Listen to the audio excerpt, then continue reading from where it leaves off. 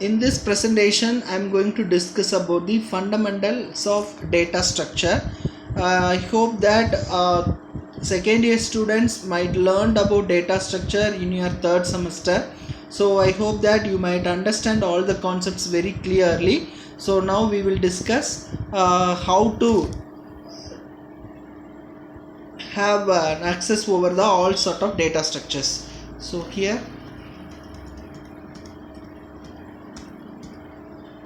fundamentals of data structure. Why do we need to go for data structure? And before that, we need to know what is mean by data structure. Data structure means organizing the data in some order in system memory, that is called as data structure. So that data structure is classified into two. One is linear data structure, another one is non-linear data structure. Linear data structures means all the data will be arranged in a sequential order, one by one order. So it will be very easy for accessing. Whereas non-linear data structure means random order. It will be arranged in randomly. So in linear data structure, examples are array, linked list, stack and queue. In case of non-linear data structure, examples are graphs and trees. Array means it is a collection of different data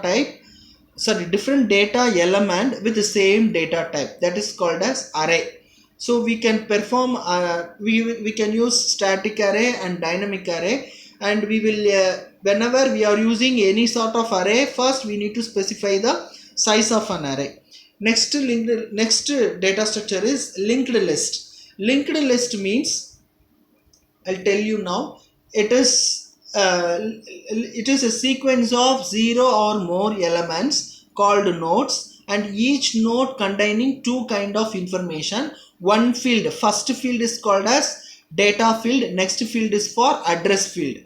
So data field will hold the data, address field will hold the address of the next data. Here in linked list, the last node will have address field as null.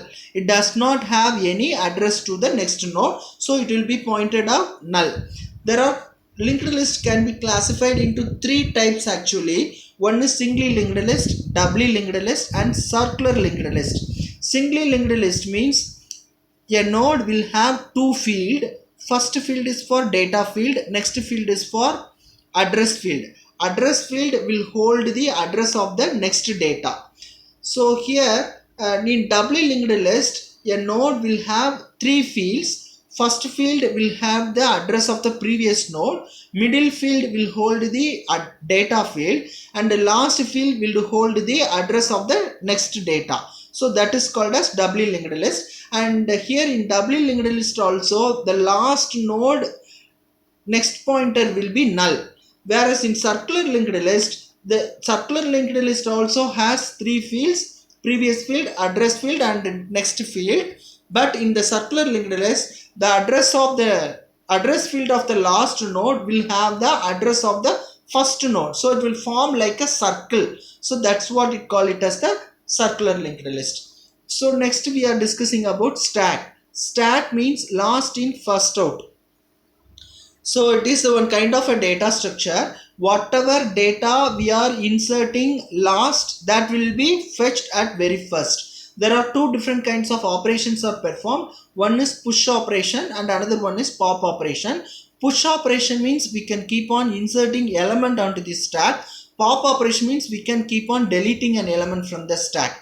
So in stack, we will insert as well as delete will be represented as push and pop. Both push and pop operations will be carried out at the top of the stack.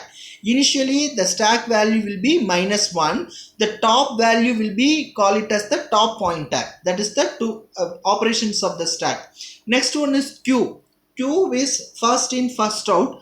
First in, first out means whatever data we are inserting at first will be deleted at first. That is what it gets the name it as first in, first out. The operations are NQ and DQ. There are two different kind of operations. One is NQ operation, another one is DQ operation. NQ means adding the element in the queue. DQ means deleting an element from the queue. That is called as NQ and DQ.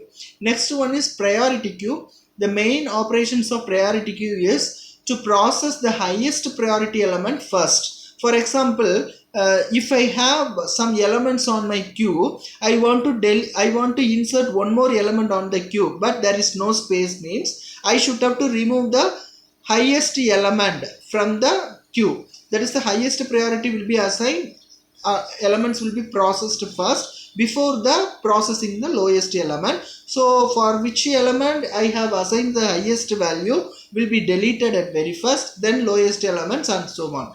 If two elements have the same priority, then first in first out mechanisms will be followed, but whichever element entered first will be deleted at very first. Then ascending priority queue means the elements can be inserted in any order, but while deleting an element from the queue, only smallest element will be deleted at first. Descending priority queue means in this that mechanism is reverse process of ascending priority queue, provided whenever I am deleting an element from the queue, the largest element will be deleted at very first. So next one is graph. As I discussed in the previous presentation, graph is a collection of vertices and edges. V is called as vertices and E is called as edges.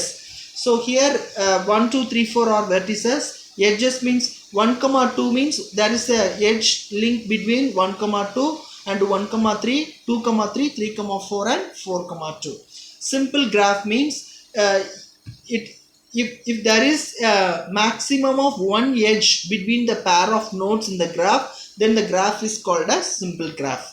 In degree, out degree means the number of edges leave from the vertex is called as out degree, and number of edges arriving at the vertices is called as in degree. Acyclic graph means a graph with no cycle is called as acyclic graph. Then if there is any cycle occurs, a cycle means no direction, because graph will be divided into two categories. One is directed graph and another one is undirected graph. If there is any direction represents flow of data. There is any direction exists between two vertices, the flow through that way only the data will be moving. So here, if there is no direction and all the vertices are connected together, that is called as acyclic graph. Then sparse means a graph is said to be sparse if there are few edges relative to the number of vertices. That is, mod of E is